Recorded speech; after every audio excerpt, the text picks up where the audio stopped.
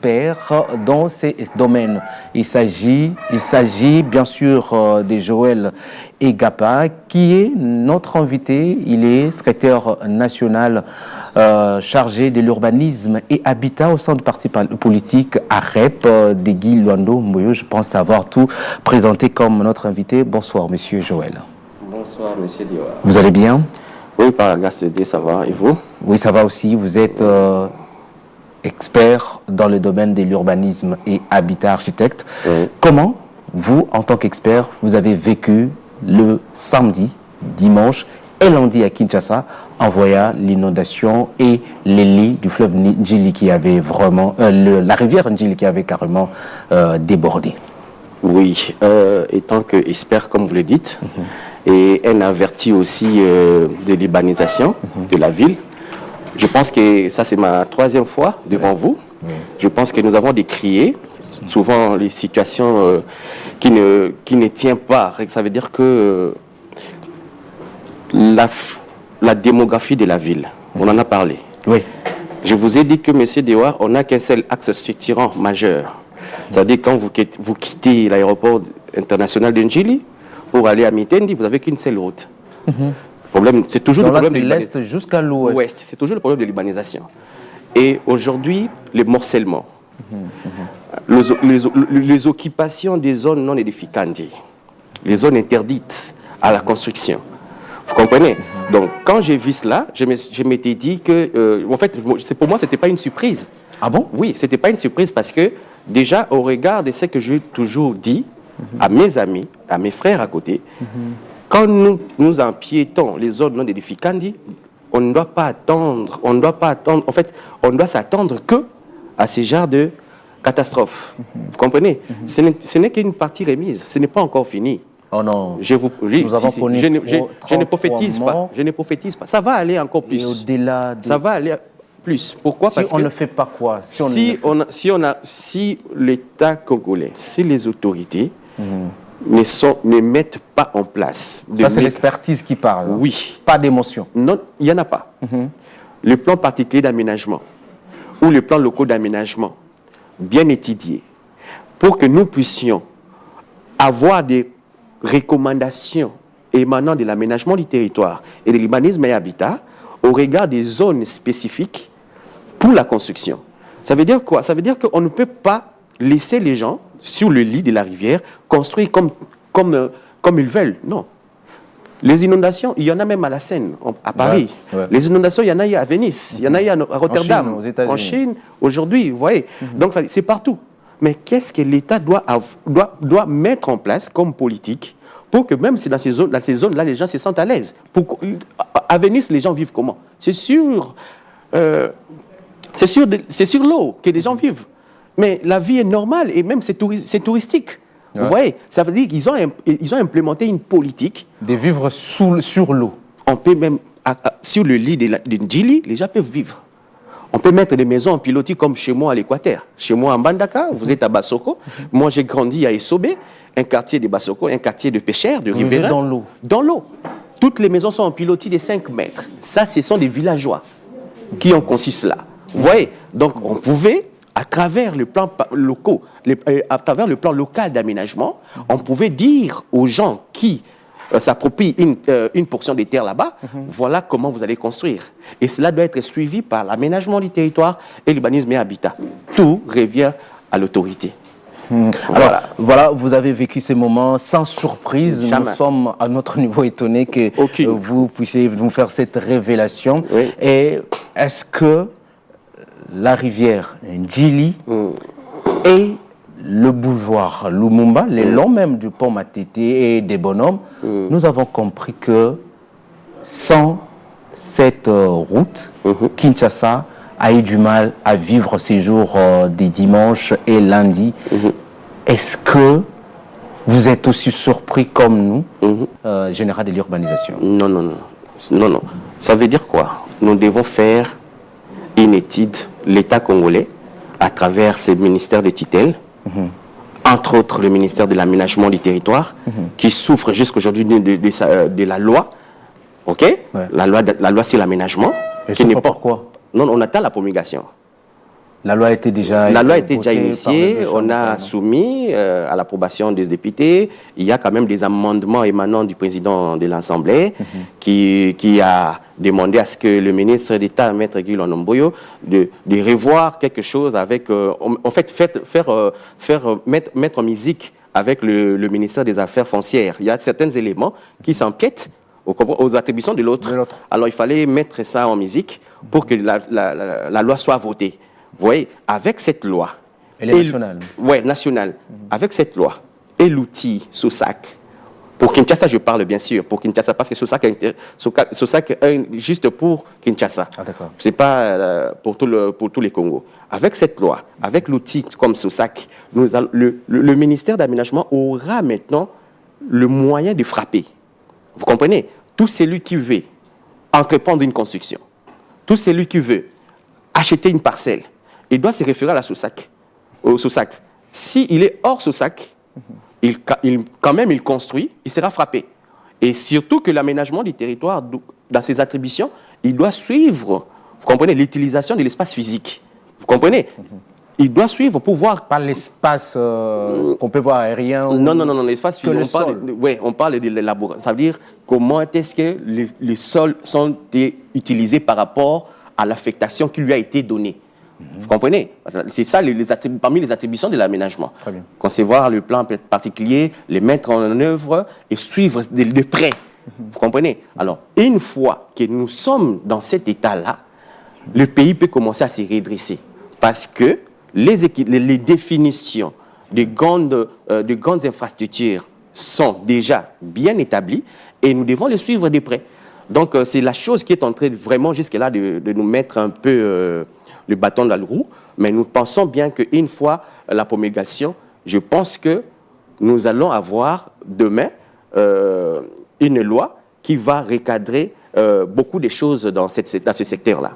Alors, heureusement pour nous, nous avons un expert sur ces plateaux. Le président de la République, devant les victimes des inondations de la rivière Ndjili, il a été aussi un sensibilisateur. Voilà. N'achetez pas n'importe où, ne construisez pas n'importe où, mais n'importe comment. N'importe comment. Voilà. Est-ce que c'est suffisant pour ceux qui habitent déjà à un espace, déjà plus de 10 ans, 20 ans, leur rappeler que l'espace que vous habitez ne mérite pas être utilisé comme habitation? Je vous ai dit l'autre fois. Est-ce que ce message-là peut passer? Je vous ai dit l'autre fois, là où la rocade doit passer, et que si vous avez construit, l'État viendra vous délocaliser. Avec indemnisation. Parce que, voilà. On appelle ça l'expropriation. Dans le terme technique, c'est une expropriation. Okay. Vous voyez, dans ces stades-là, nul n'est censé ignorer la loi. Mais là, c'est pour l'intérêt public. Voilà. Quand vous expropriez... Non, on ne va pas exproprier du tic au tac. Non. Une fois que l'aménagement du territoire a la loi sur l'aménagement du territoire, vous comprenez? Et que l'aménagement du territoire conçoit un plan local d'aménagement sur cette zone-là, il peut donner comment on appelle ça, les directives à suivre pour ceux qui veulent construire dans cette zone. Ceux qui ont déjà construit, qui sont en étage, par exemple. Voilà. Si je suis, par exemple, membre de la commission, je peux me dire, voilà, les maisons qui ont déjà un rez-de-chaussée en étage, le rez-de-chaussée est de 3 mètres. Voilà. Comme l'eau de la pluie nous a montré ses limites et de 2,50 m, ce sont des maisons à conserver. Vous comprenez? Les maisons à démolir, on doit parler avec le propriétaire. Ça veut dire que vous êtes dans une maison, dans votre la parcelle est à pied, la maison est construite à pied battu, veut dire un seul niveau. Voilà. Une maison simple a été inondée. On vous donne une proposition. Soit vous partez, soit vous construisez en étage. Vous comprenez? Mais quand arrivera encore l'eau, viendra encore... Aujourd'hui, on nous montre, comme je vous l'ai dit, en Europe, il y a des coins inondables. Et habités. Mais il y a une politique. Oui. Je peux te partager dans l'embouchure de la rivière Seine, la Seine, là, de Paris. Dans l'embouchure. Vous voyez, il y a de l'eau. La rivière peut déborder. La rivière Et peut là. déborder. Comme la ville de Paris, le mètre carré est trop cher, vous comprenez, l'homme blanc est allé construire dans le marécage. Vous voyez, mais il a stabilisé les sols. Mais il sait que je suis sur le lit. C'est de en la Seine. conséquence de cette zone-là. Voilà. Mais nous, c'est que nous prenons des habitations, des constructions normales dans des zones marécagées, par exemple. Il y a même des routes qui ont traversé la zone marécagée, mais qui ont été construites comme si c'était dans une zone normale. C'est parce qu'il n'y a pas un plan particulier ou un plan local qui oriente. Vous comprenez? Très bien. On peut dire aux gens, vous savez, le principe urbanistique nous dit, il faudrait être... Si nous sommes dans la rivière, on doit laisser de part et d'autre. Vous comprenez? Et 100 mètres, comme on l'a toujours entendu. Voilà. parler. Ça veut dire qu'on doit suivre, quand l'eau déborde, où est-ce que l'eau se limite? L'eau se limite à 50 mètres. Il faut ajouter 20 mètres dans cette limite-là. De ces limites-là, vous ajoutez 20 mètres. Des débordements. Des débordements, de part et d'autre. Très bien. Pendant les études analytiques, nous pouvons nous dire, les gens peuvent être sur le lit, mais après 100 mètres de la rivière, de part et d'autre. Vous comprenez? Là, vous entêtez ceux qui ont déjà construit sur Non, des non, zones... non, on les inondables. entête pas. On les entête pas. Il y a des recommandations. Ah, très bien. Ça veut dire quoi? Ceux qui ont déjà construit, ils auront des solutions. Vous aimeriez être exproprié ailleurs pour libérer. Parce que l'État congolais peut vous dire aujourd'hui que dans mon schéma directeur, dans mon plan directeur de la ville, depuis 1950, je n'ai jamais dit à quelqu'un de construire là. Et vous avez acheté chez qui? Vous comprenez? C'est ça le problème. Tous ces gens-là sont dans l'anarchie. Personne n'est censé ignorer la loi. Vous devez partir, moyennant quelque chose. L'État, la loi, la force reste à l'État. Ils vont partir. Parce que vous ne pouvez pas faire le bras de fer avec l'État congolais. On va vous délocaliser, on va vous donner une portion de terre à Maluku, une portion de terre à Kinkole, et pour libérer cet espace.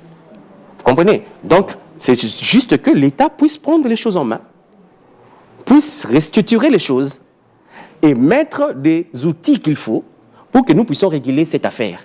Et c'est possible de le faire avec, je peux dire, un moyen terme. C'est possible Alors, de le faire. Monsieur Joël, l'arrivée de la rocade à Kinshasa Oui. a manifestement encouragé ou donné l'opportunité de nouveaux propriétaires Oui. de s'empresser le long ou Dans la les- périphérie de la de la rocade rocade, oui. pour se trouver des nouvelles parcelles, Oui. pour se trouver des nouvelles concessions. Concession, oui. Est-ce que c'est prévu dans cette réalisation? Je suis contre. Nzela ya J'ai rocade wana ekoleka awa ekoleka, donc c'est une valeur de plus. j'ai pour- suivi le ministre Mbadou qui a demandé aux gens de ne pas construire à 50 mètres, vous comprenez, de part et d'autre de la route. Bon, pour moi, étant que scientifique, je trouve que c'est insuffisant. Vous voyez?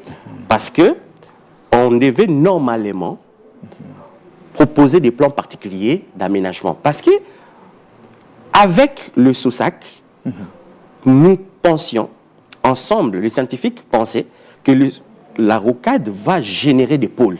Voilà. Là, c'est normal. C'est normal. Mais ces pôles doivent être structurés.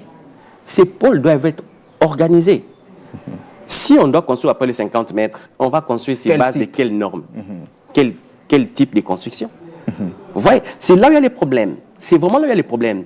Moi, je pense bien qu'on devait faire un arrêté ministériel dans le sens où vous pouvez acheter les parcelles, mais vous ne pouvez pas construire en attendant un plan particulier qui va orienter l'existence de cette zone. Très bien. Vous comprenez? Très bien. Sur base de ça, l'État congolais peut s'approprier de certaines zones pour les infrastructures socio-communautaires. Parce que les gens qui vont acheter là-bas, ils ne penseront pas aux hôpitaux.